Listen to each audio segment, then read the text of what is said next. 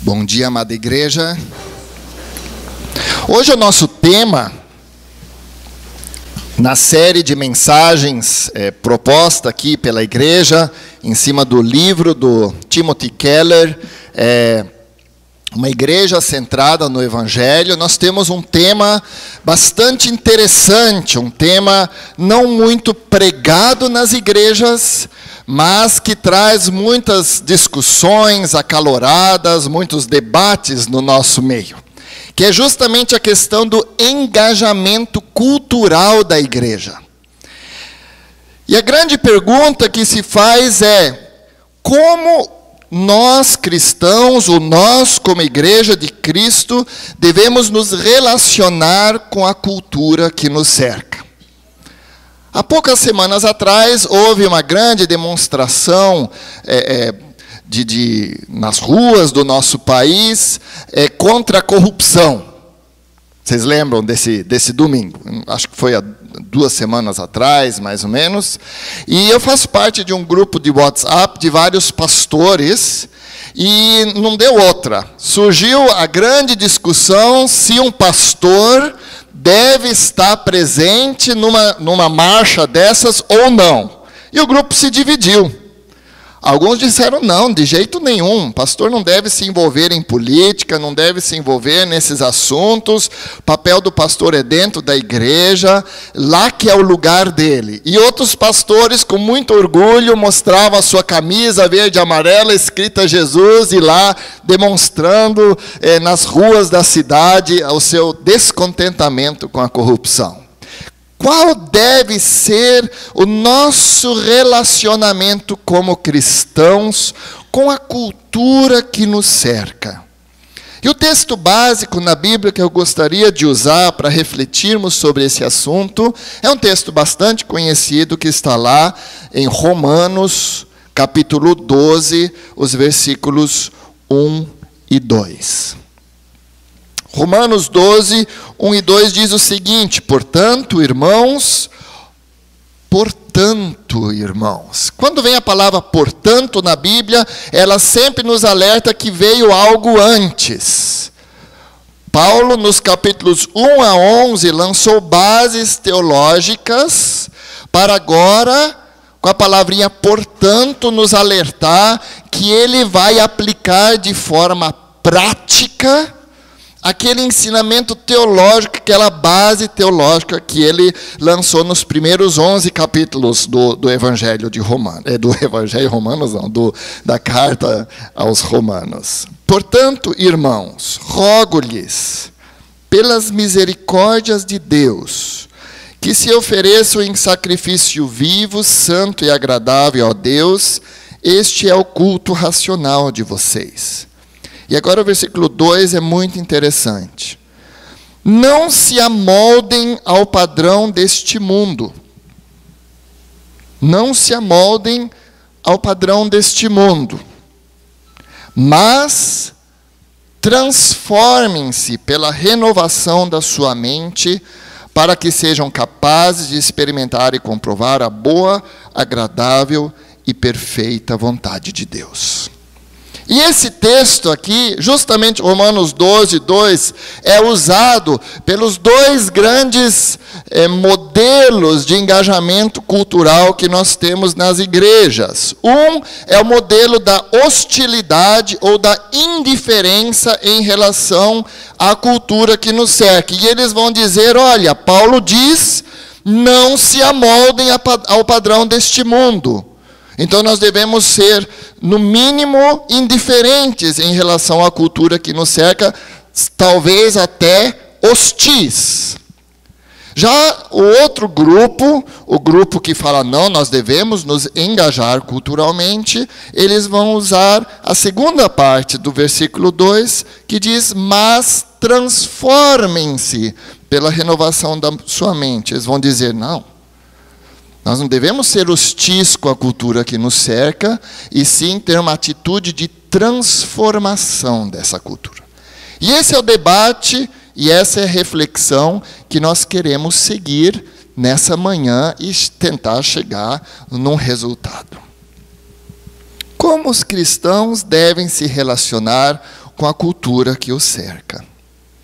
Um grande estudioso desse assunto é Richard Niebuhr, e ele escreveu um livro clássico sobre esse tema, cujo título é Cristo e a Cultura. E Niebuhr identificou 5 maneiras diferentes como igrejas e cristãos lidam com a cultura na qual eles estão inseridos. Como eu já disse, existem os modelos de hostilidade ou de indiferença cultural.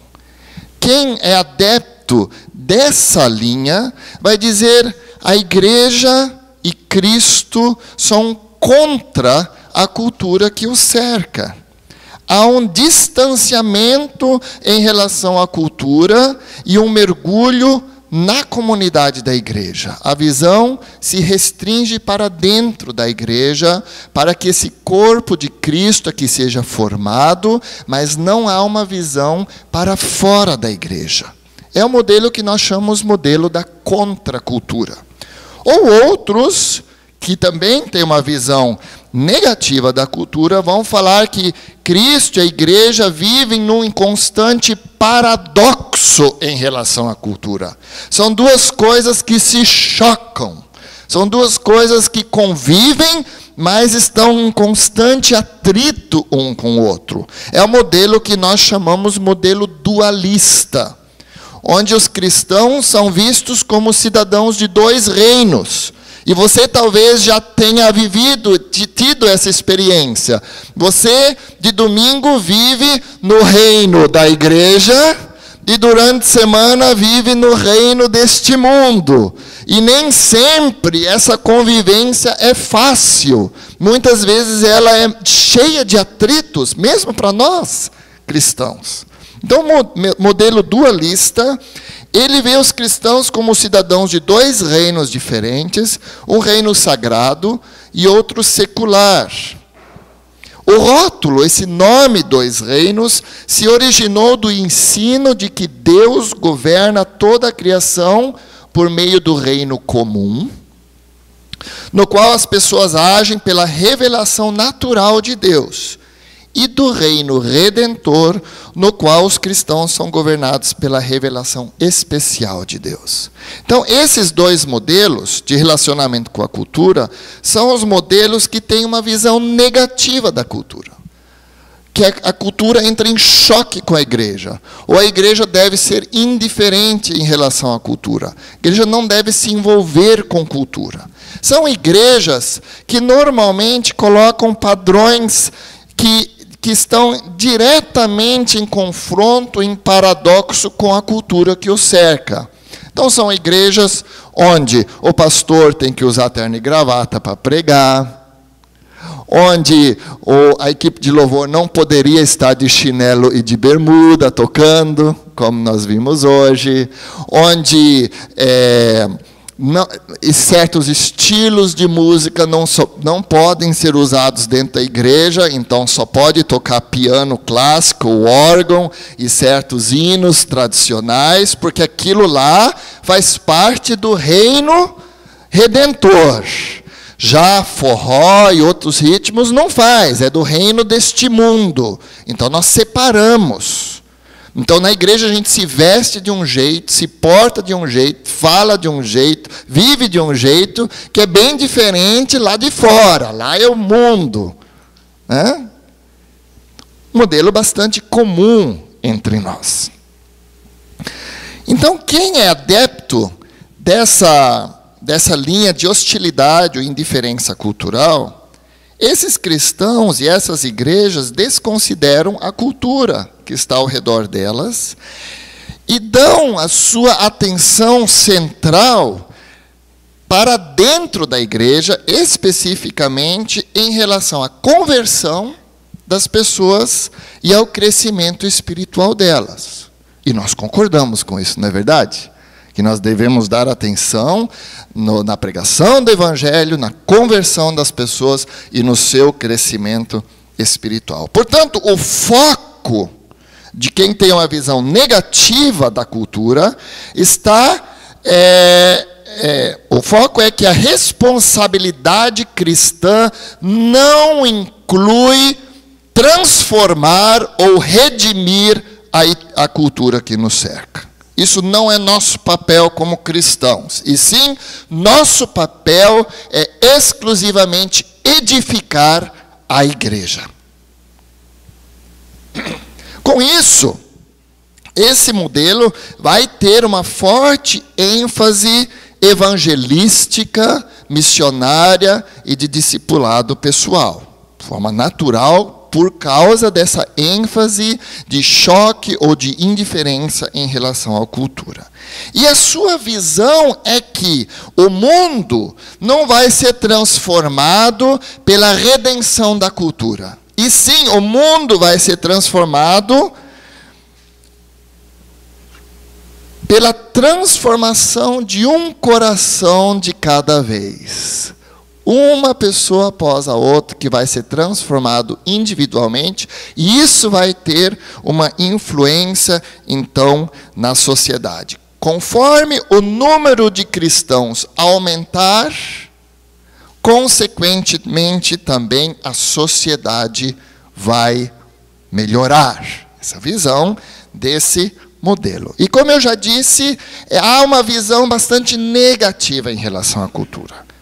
Tentar melhorar a cultura, mesmo que indiretamente, não é um alvo apropriado aos cristãos, e muitos até entendem que é impossível mudar o reino deste mundo, a cultura deste mundo. Quem é adepto desse modelo cultural? A origem dele provavelmente está num momento histórico do século XVII que nós chamamos o pietismo. O pietismo surgiu dentro da igreja luterana na Alemanha e teve forte influência em toda a Europa, nos evangélicos dos Estados Unidos, e de lá veio para cá, né? Porque nós somos fortemente influenciados por o que acontece nos Estados Unidos. Outras pessoas são, por exemplo, Dwight Moody, lá em Chicago, foi um grande evangelista, ele é um forte adepto desse modelo, e outros mais. Agora, qual é o perigo se nós levarmos esse modelo a ferro e fogo? É da igreja se tornar completamente alienada do meio no qual ela vive. Ela forma pessoas que, de repente, não têm mais nada a ver com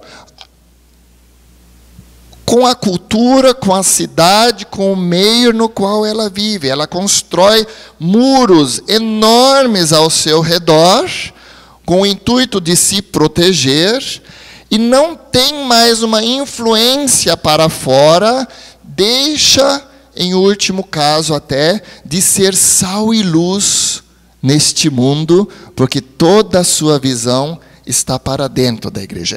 Esse seria o grande perigo desse modelo. A alternativa são 3 outros modelos, que nós denominamos de modelos do engajamento cultural. Se o primeiro é da indiferença ou hostilidade, essa segunda linha, ela quer se engajar culturalmente na sociedade. E ela vai fazer isso com focos e ênfases diferentes. Alguns vão dizer, não, a igreja faz parte da cultura na qual ela está inserida.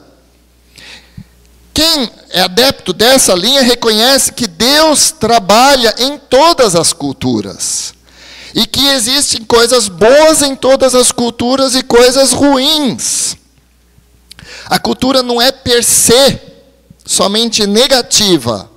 Ela também tem como produto coisas boas, positivas. A democracia, certos tipos de arte, certos tipos de organizações sociais, cientistas não cristãos também têm avanços tecnológicos bons, fantásticos, são positivos para a gente também. Então, nem tudo na cultura, per se, é ruim, é negativo. E a igreja faz parte dessa cultura. Mesmo que eu construa um muro enorme ao redor da minha igreja, cada um de nós é fruto da cultura na qual está inserida. Nós falamos português, nós gostamos de um ritmo um pouco mais caliente, nós comemos arroz e feijão. Nós somos frutos da cultura na qual nós somos inseridos. Nosso modelo ético-moral é influenciado por essa cultura, a cultura onde nem tudo é preto e branco, existe uma zona cinzenta muito grande, a zona do jeitinho, a zona do vamos tentar que dá certo. Então nós somos frutos da nossa cultura. E eles então vão dizer, não, Deus trabalha na cultura e nós como igreja devemos buscar maneiras para ratificar esse fato. Nós devemos mostrar o que existe de positivo dentro da cultura também como igreja. E resgatar essas coisas boas que Deus faz em cada cultura. Outros vão dizer, não, a igreja está acima da cultura. Por meio de Cristo, a complementação do que há de bom na cultura deve ser, a igreja deve construir em cima dos aspectos positivos de cada cultura. Ela deve identificar e construir em cima desses aspectos. E, por fim, o último modelo é o que nós chamamos a igreja transformando a cultura, que busca transformar todas as áreas da cultura por meio de Cristo. Bem, isso foi o que Niebuhr identificou. Esses diferentes modelos, essas diferentes maneiras de igrejas se relacionarem com a cultura.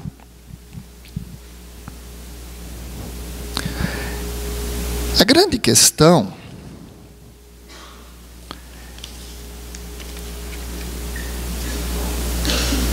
é que nenhum desses modelos está totalmente errado e nem totalmente certo. Talvez vocês tenham percebido isso. Enquanto o modelo da indiferença, ele é negativo demais em relação à cultura, ele constrói muros altos demais ao redor da igreja, muros irreais. Os modelos de engajamento correm o risco de superadaptar a igreja ao meio na qual ela vive. A igreja sempre vai ter, por um lado, um choque com a cultura, mas, por outro lado, é fruto da cultura na qual ela está inserida. Então, ambos os modelos pecam na sua visão muito unilateral, no seu radicalismo.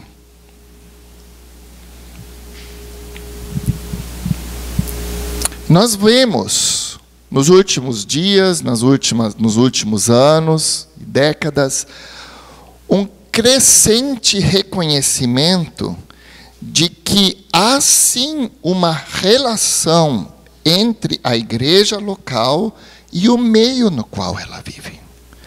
E nós temos também no nosso meio, cada vez mais, esse reconhecimento e movimentos de igrejas tentando encontrar o modelo de equilíbrio. Isso não é fácil.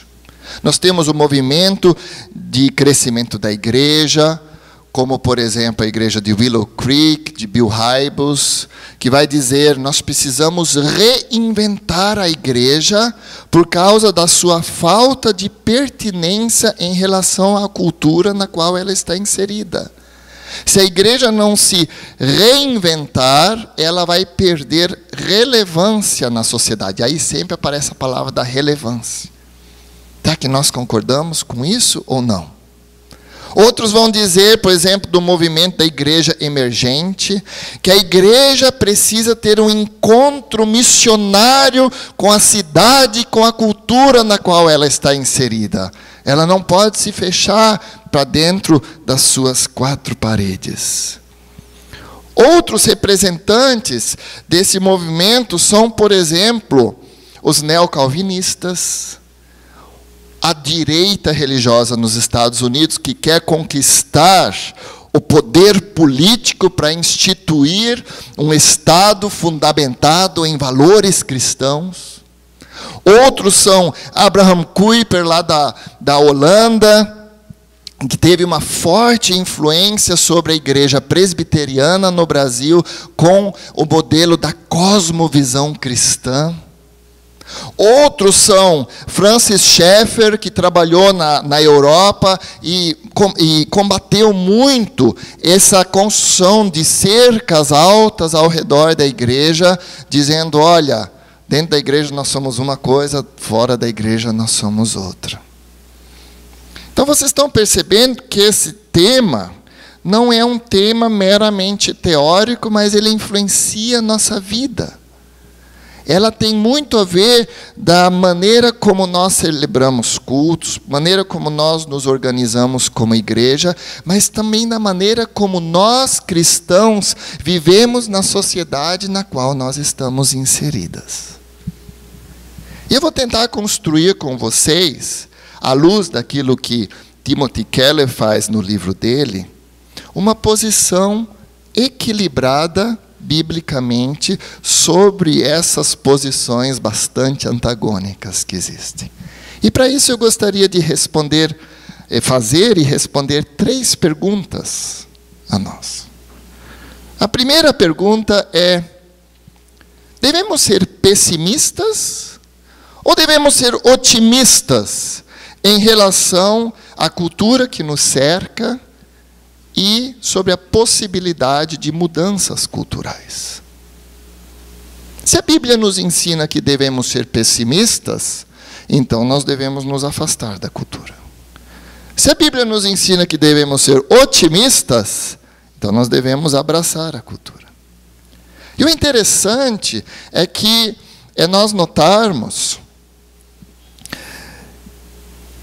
que a Bíblia não é nem otimista nem pessimista em relação à cultura, e sim bastante realista. Nós vamos ver na próxima parte da mensagem, mas a Bíblia ela não toma uma posição nem a favor e nem contra a cultura. Será que é possível mudar culturas? Será que a transformação cultural é viável? James Hunter estudou isso, estudou como que mudanças culturais acontecem. No seu livro To Change the World, ele analisa detalhadamente como ocorrem mudanças culturais. E ele vai dizer que culturas mudam principalmente de cima para baixo, e não de baixo para cima. Elas fluem, essas mudanças culturais fluem dos centros urbanos e acadêmicos para o interior. As mudanças culturais acontecem quando redes de causas comuns incluem diferentes campos culturais e eles trabalham de mãos dadas. Então, o campo empresarial, acadêmico, artístico, eclesiástico. Mudanças culturais nunca são simples e não existe fórmula pronta para alcançá-las, pois a cultura é um produto da história e não somente de ideias. Portanto, mudança cultural é um processo extremamente complexo. E nós, como igreja, queremos ser os autores centrais de um processo de mudança cultural, pode ser um peso grande demais para nós como igreja. Não sei se vocês já viram essa posição. Nós precisamos votar somente em candidato crente, porque somente um candidato crente pode fazer coisas boas para o bem comum. Já tivemos essa postura na igreja brasileira. E aí, de repente, nós percebemos que candidatos crentes praticaram atos de corrupção, ou não foram bons prefeitos, governadores, e de repente nós percebemos que pessoas não crentes, em alguns casos tinham posições éticas mais corretas, e governos melhores do que candidatos crentes. É isso o que James Hunter está dizendo. Nós acharmos que somente gente crente tem as soluções desse mundo, é talvez até uma certa arrogância nossa como igreja. Nós pensamos que somos os únicos agentes culturais positivos nesse mundo, beira a arrogância cultural. Pois processos de mudança cultural são muito mais complexos do que meramente ter a igreja como ator para isso. Por outro lado, se isolar da sociedade, construir um muro alto ao redor da igreja, também não é a postura correta, porque nós temos que ser sal e luz lá para fora. Nós temos que influenciar com o evangelho este mundo. Portanto, a resposta à primeira pergunta, se devemos ser pessimistas ou otimistas em relação à possibilidade de uma mudança cultural, a resposta seria: devemos ser bastante realistas. De vermos que Deus age também fora da igreja. Que a ação de Deus não está limitada somente ao nosso meio. Que não existe apenas gente boa no nosso meio. Por outro lado, nós temos sim responsabilidades com o mundo que nos cerca. Vamos para a segunda pergunta. Será que a cultura que nos cerca é boa e redimível, ou ela está fundamentalmente caída? Será que ela é boa ou ela é ruim? Se ela for boa, devemos abraçá-la. Se ela for ruim, devemos nos afastar dela. Um grande teólogo, que aqui é citado muitas vezes nesse púlpito, é Carson. E Carson analisou essa questão avaliando os 5 modelos de Niebuhr, no seu livro Cristo e Cultura, uma releitura. E ele vai dizer, então, que os diversos modelos de engajamento cultural falham em fazer justiça à plenitude da metanarrativa bíblica. Isto é, considerando os estágios centrais na história da redenção de Deus. Ele vai dizer, se você colocar a criação e avaliar somente o momento da criação na história da humanidade, você vai sublinhar a bondade da criação. Deus fez esse mundo de maneira boa, perfeita, e fez nós humanos de maneira muito boa, à imagem e semelhança de Deus. Portanto, nós vamos ter uma visão bastante positiva da criação e da cultura, se nós tivermos em mente apenas o momento histórico salvífico da criação. Nós vamos sublinhar que todo ser humano foi feito à imagem e semelhança de Deus. Nós vamos sublinhar que a graça comum de Deus está presente em todos os seres humanos. A graça comum.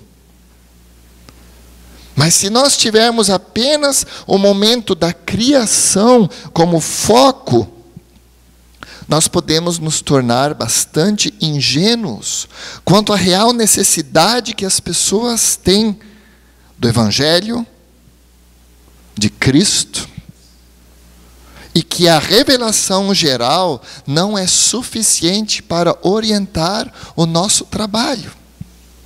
Precisamos de algo a mais. Esse é o risco daqueles que têm a criação por momento central da metanarrativa bíblica, que é o modelo dos 2 reinos, que que separa reino da igreja, reino do mundo. Carson vai continuar dizendo, outros colocam o momento da queda como o momento central na história da humanidade. Eles vão colocar toda a ênfase e realçar os efeitos da queda na humanidade, do pecado, e de como o pecado destruiu todas as áreas da nossa vida e, portanto, está presente em todas as culturas. E quem coloca a queda como momento central da metanarrativa bíblica, ele vai entender que em cada cultura estão presentes os ídolos anticristo, e eles precisam ser combatidos. Quem coloca a queda como momento central da história da humanidade, muitas vezes está incapaz de apreciar o trabalho feito por pessoas não cristãs, porque só vem o pecado e não a graça comum de Deus agindo. Esse é o modelo adotado por aqueles que nós chamamos de transformacionistas. Incapacidade de apreciar o trabalho de não cristãos e as contribuições positivas deles para a humanidade e até mesmo para nós. Eu não sei se foi um cristão que inventou o violão, mas nós usamos ele para glorificar a Deus. Eu não sei se foi um crente que descobriu como fazer um microfone, mas nós usamos ele para glorificar a Deus. Eu não sei quem que inventou o data show, se for um crente, mas é uma contribuição boa que nós usamos para o culto. Eu não sei quem que inventou o relógio, mas nós usamos para marcar o início e fim dos nossos cultos. Vocês estão entendendo? Carson continua e vai dizer, outros, e aqui eu acho que nós estamos muito fortemente incluídos, colocamos a redenção de Cristo como o momento central da metanarrativa bíblica. Quem coloca a redenção, a cruz de Cristo como momento central da história da humanidade, e nós colocamos isso dessa maneira, ele vai enfatizar que Deus age com o intuito de chamar e criar um novo povo. Primeiro o povo de Israel no Antigo Testamento, depois a igreja que somos nós. E esse novo povo tem uma nova humanidade, somos nova criatura em Cristo.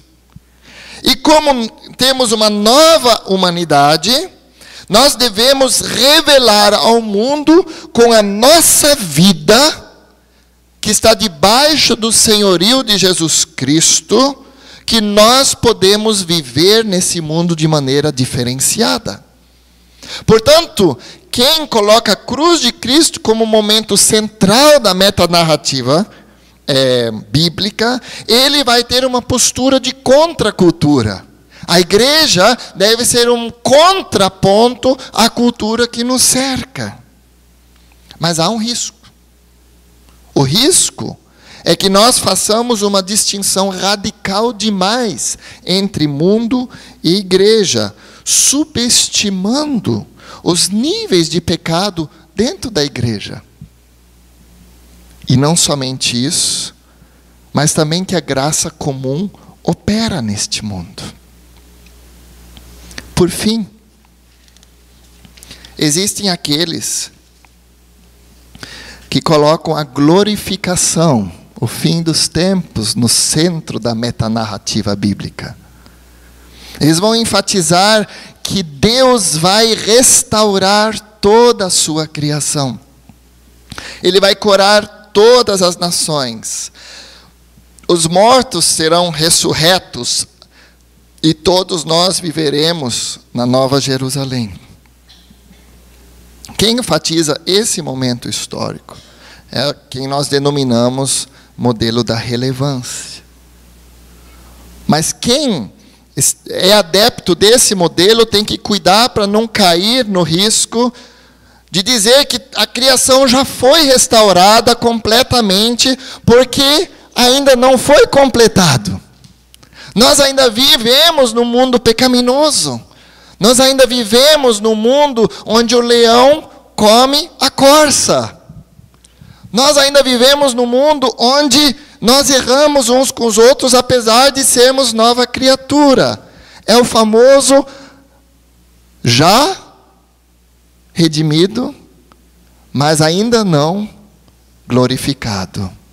E nós vivemos nessa constante tensão também dentro da igreja. Nós já somos o corpo de Cristo, mas ainda vivemos no mundo pecaminoso. E cada um de nós sente isso no dia a dia. Portanto, o grande risco é desconsiderar a escuridão da cultura humana e não tratar com seriedade a queda. Como buscar, então, o equilíbrio teológico, que seria a última parte desta mensagem? Algumas questões que eu gostaria de deixar para os irmãos. Primeiro, sob a perspectiva da criação, nós precisamos levar em conta que a Bíblia valoriza o mundo físico, criado por Deus de maneira boa. O mundo físico, a criação de Deus, é uma obra de arte e de amor realizado pelo Criador.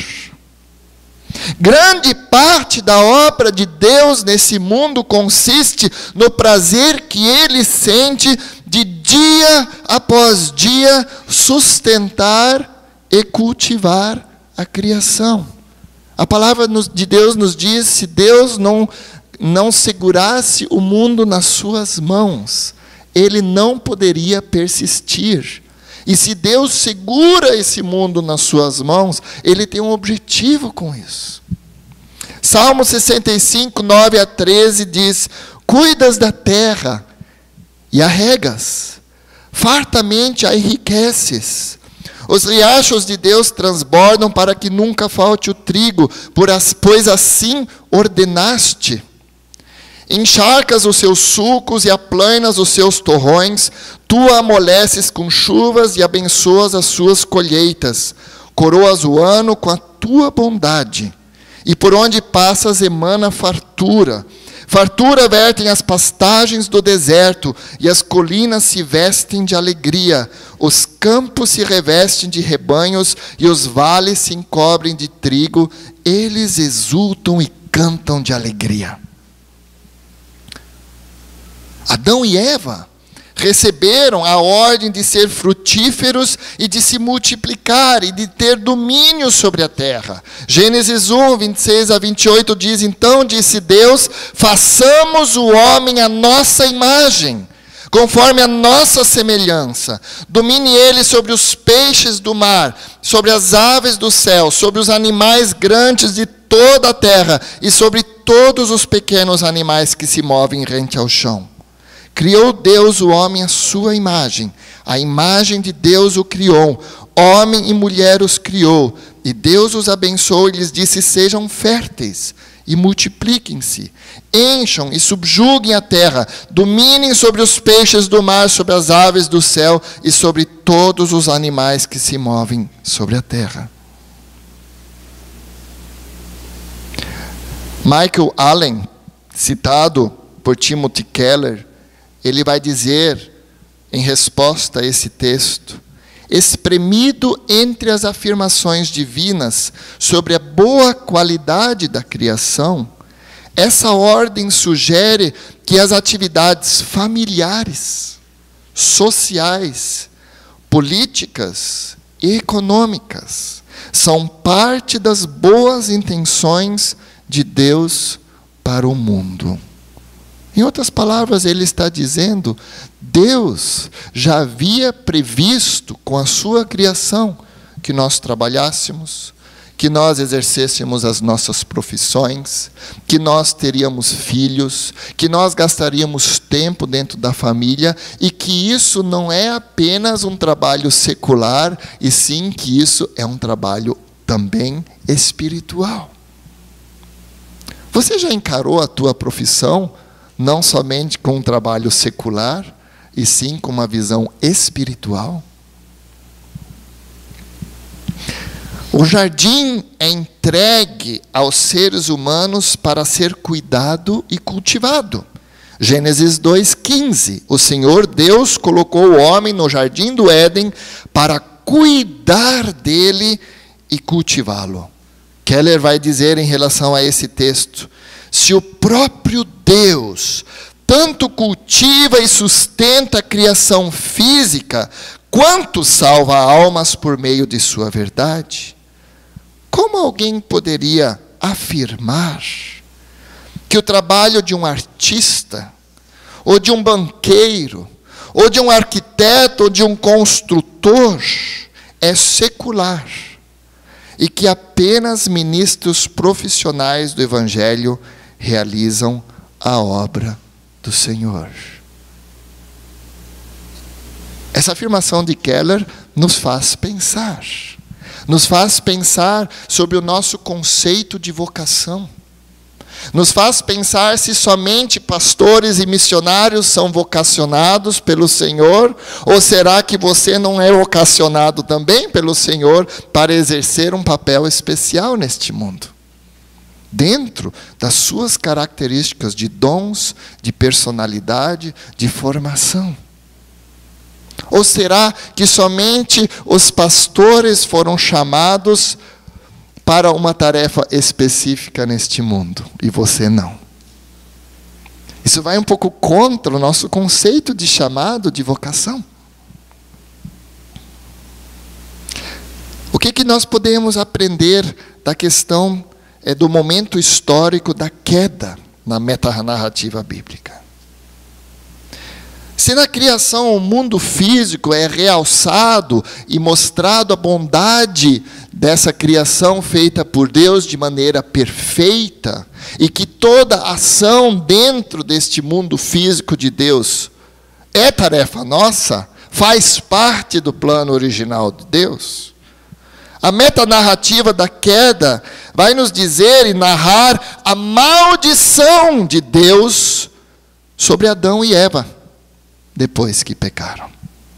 Gênesis 3, 17 e 19 diz: e o homem declarou: visto que você deu ouvidos à sua mulher, e comeu do fruto da árvore da qual eu lhe ordenara que não comesse, maldita é a terra por sua causa. Com sofrimento você se alimentará dela todos os dias da sua vida. Ela lhe dará espinhos e ervas daninhas, e você terá que alimentar-se das plantas do campo. Com o suor do seu rosto você comerá o seu pão, até que volte à terra, visto que dela foi tirado, porque você é pó, e ao pó voltará.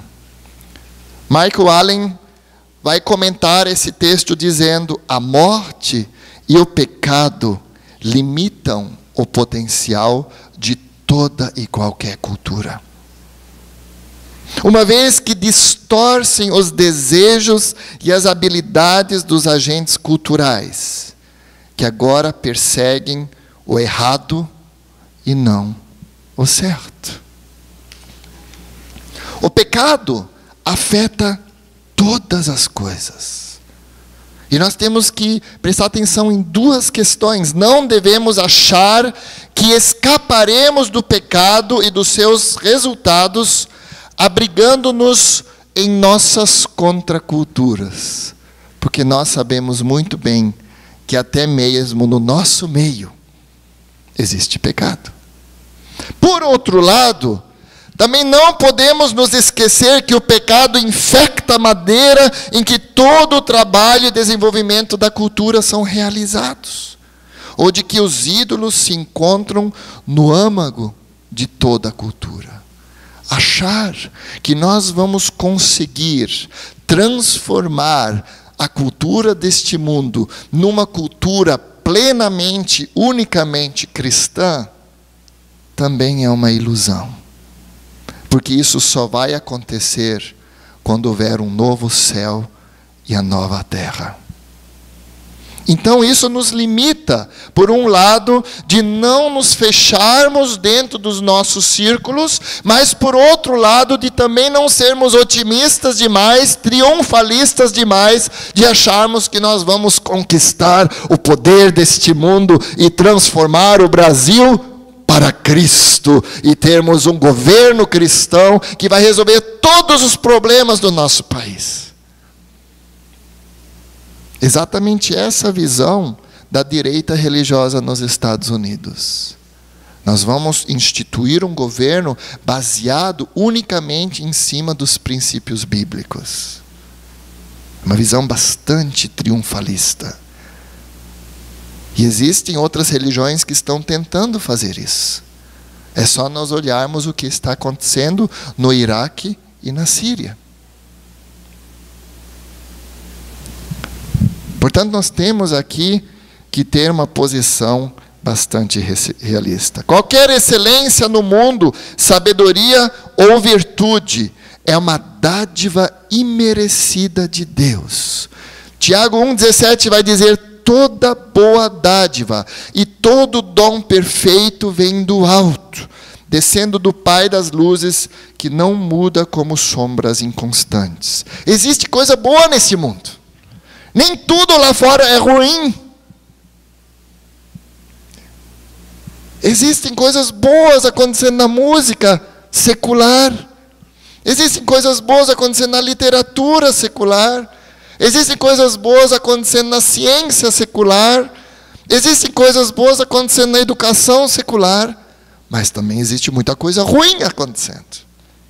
Não é só bom, não é só ruim. Graça comum não é graça salvadora ou especial. É uma força restringente que permite o surgimento de coisas boas no mundo. E por intermédio de pessoas que não conhecem a salvação oferecida por Cristo. A graça comum de Deus segura este mundo. John Murray, ele vai dizer: graça comum é cada favor de qualquer tipo ou grau, excluindo a salvação, que esse mundo não merecedor e amaldiçoado pelo pecado usufrui das mãos de Deus. E existem coisas boas acontecendo pela graça comum através de pessoas não crentes. E nós temos que reconhecer isso. Nós não somos os únicos agentes de transformação positivos deste mundo. Só nos lembrarmos de pessoas como na Índia, como foi lá pela independência da Índia, Gandhi. Ou aqui no Brasil nós já tivemos pessoas não cristãs, ou pelo menos não evangélicas, que lutaram por questões importantes em favor dos pobres, contra a corrupção, a favor da justiça. É a graça comum de Deus em ação. Embora a doutrina da criação mostre a boa qualidade do trabalho e das vocações chamadas seculares, e nos oferece uma visão para o desenvolvimento da cultura, a doutrina da queda nos adverte contra a utopia e o triunfalismo. A Nova Jerusalém não acontecerá em João Pessoa, não acontecerá em Belém, não acontecerá em Nova York. A Nova Jerusalém é obra de Deus, no fim dos tempos. Por fim, se pensarmos na redenção e restauração, na vinda de Cristo, na sua encarnação, vida, morte, ressurreição e ascensão, aqui nós temos um grande significado para o engajamento cultural. Francis Schaeffer vai dizer: o pecado arruinou e desfigurou cada aspecto da vida. Assim, a salvação de Cristo também deve renovar cada aspecto da vida. No entanto, o poder salvador e governador de Cristo geralmente chega a nós em 2 estágios, e nós não podemos esquecê-los. Por um lado, chega a nós como o reino da graça salvadora de Deus, cujo acesso é somente por meio do novo nascimento e da fé em Cristo.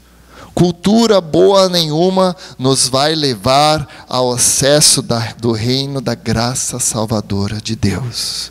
João 3:3-5 enfatiza isso, na conversa de Jesus com Nicodemos, onde Jesus declara: digo-lhes a verdade, ninguém pode ver o reino de Deus se não nascer de novo. Colossenses 1:13 vai nos dizer a mesma coisa, pois Ele nos resgatou do domínio das trevas e nos transportou para o reino do seu Filho amado. Há sim uma contraposição entre o mundo, o reino das trevas, e o reino da luz. Por outro lado, temos o reino da retidão, justiça e bênção. Essa nova ordem social que se mostra agora, especialmente no seio da igreja.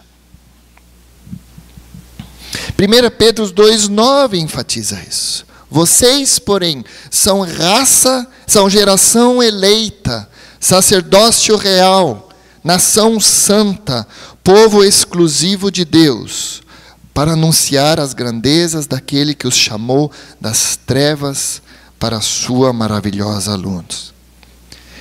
Bavinck vai dizer: a graça não extingue filosofia, oratória, arte, ciência, teatro, leitura, negócios ou economia. Ela refaz e restaura esta ordem. Portanto, a cura do pecado acontece em todas as áreas da vida. Na privada, na pública, dentro da igreja e fora dela.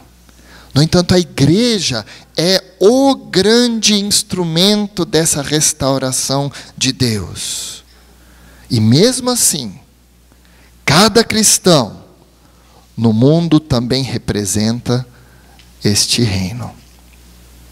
Eu quero concluir, depois dessa abordagem um tanto difícil que Timothy Keller ele faz, e eu tentei resumir e torná-la mais palatável para vocês do que é no livro, que é bem mais complexo e difícil. Mas qual é, então, o cenário do nosso engajamento cultural cristão?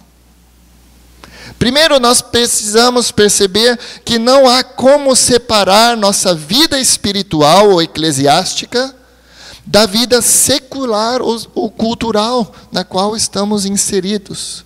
Não existe crente de domingo e não crente durante esta semana. Ou você é filho do reino da luz, ou você não é.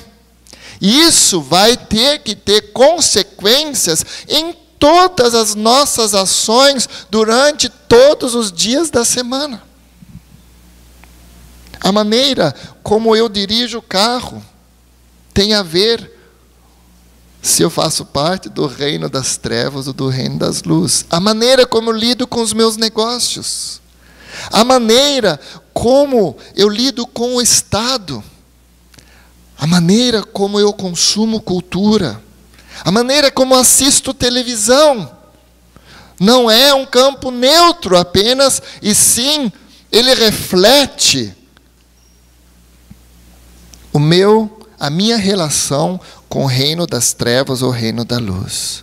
Portanto, cada aspecto da nossa vida, nossa vocação profissional, nossa vida civil, nossa vida familiar, a maneira como nós nos recreamos, nossa vida material, nossa vida sexual, nossa vida financeira, nosso engajamento político, deve ser apresentada como um sacrifício vivo, a Deus. E é exatamente isso que Romanos 12, 1 a 2 nos diz com o texto que eu iniciei essa mensagem. Portanto, algumas dicas práticas agora no final em relação ao nosso engajamento cultural. Primeiro, nós devemos viver neste mundo como residentes da cidade na qual estamos. Devemos nos envolver nas coisas da cidade. Nós devemos nos envolver nas grandes causas. No entanto, sempre lembrando que nós somos estrangeiros. Aqui é passageiro. Nós somos peregrinos. E só estamos aqui por um pouco de tempo. A nossa morada eterna não é aqui. Segundo, podemos, devemos, precisamos realçar os benefícios da profissão secular de cada um. Você não deve se sentir um crente segunda classe porque você não tem chamado pastoral ou missionário transcultural. Você tem uma vocação como qualquer outro e deve viver a sua vida dentro desta vocação, cumprindo a tarefa dada por Deus a você. Não existe essa coisa, eu sou banqueiro porque não tive outra oportunidade, mas no fundo, eu gostaria de ser... Não.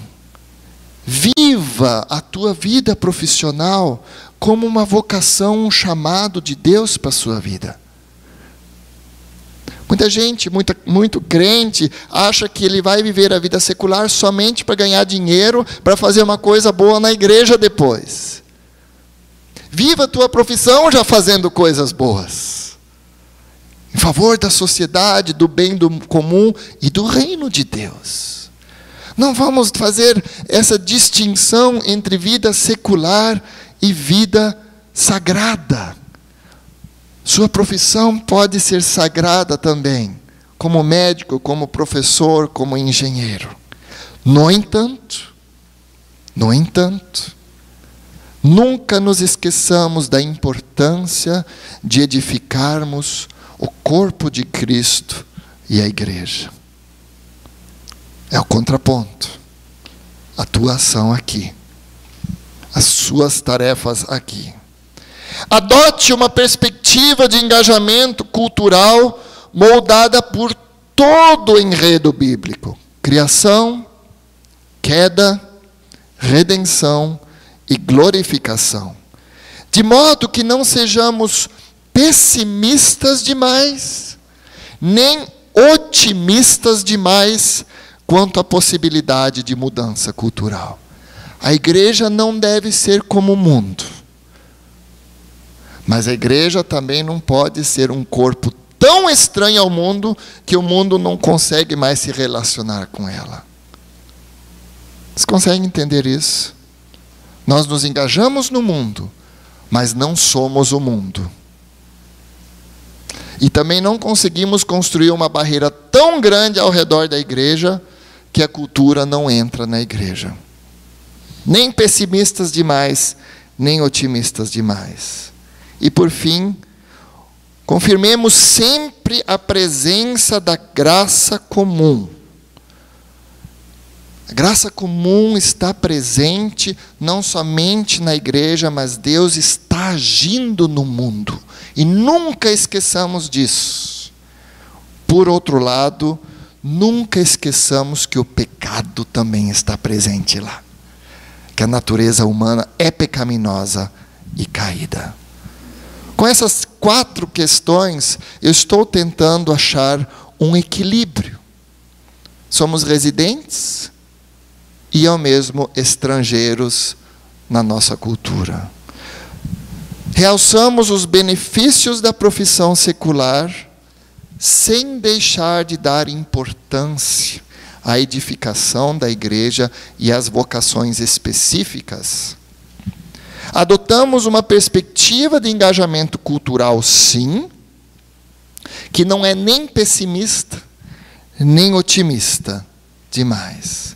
E por fim, entendemos sim que a graça comum de Deus está presente neste mundo, mas nunca esquecemos que o pecado está agindo porque a natureza humana é caída.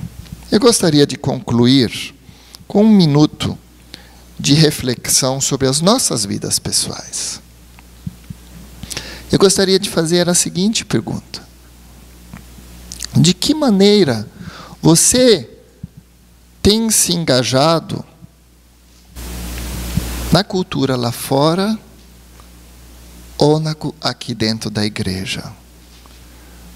Porque nós podemos cair do cavalo dos dois lados, como eu tentei mostrar nessa mensagem. Nós podemos nos envolver tanto lá fora, que nós nos superadaptamos e somos estranhos aqui. Ou nós podemos ser tão fixados aqui, que nós não construímos mais pontes lá para fora, com o objetivo de alcançarmos as pessoas.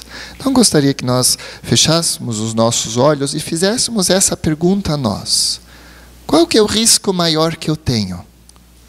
De estar me isolando ou de estar me superadaptando? E vamos pedir que Deus nos dê esse equilíbrio entre essas duas posições, individualmente e como igreja. Querido Deus e Pai, estamos perante um tema complexo, um tema difícil, mas um tema que mexe com cada um de nós. Querido Deus e Pai, nunca queremos esquecer que somos residentes deste mundo. Temos tarefas, responsabilidades aqui. Tanto com as nossas profissões, com a nossa mera presença neste mundo. Devemos ser, sim, forças importantes no moldar da cultura deste mundo. Por outro lado, Senhor, que nós nunca esqueçamos que somos peregrinos, que aqui não é o fim. A nossa jornada vai muito além. E somente na glória, Senhor, que nós vamos viver numa cosmovisão e cultura completamente bíblica, onde o governo vai ser completamente bom e perfeito, porque Tu serás o nosso Rei, o nosso governante, o nosso Salvador, Tu já és. Querido Deus e Pai, que nós entendamos que estamos nesse meio, entre a ação daqui e aquilo que ainda está por vir. Que nós não nos fechemos como igreja, que nós não construamos muros ao nosso redor, de tal forma que ninguém mais consegue penetrar. Mas, Senhor, que nós também não nos superadaptemos à cultura, perdendo a luz de Cristo que irradia através de nós, Senhor. Perdendo o brilho, perdendo o poder do sal, de transformar, de mudar. Querido Deus, que nós como igreja e pessoalmente, achemos esse meio termo, esse equilíbrio, Pai. Que Tu nos dês graças, em nome de Jesus. Amém.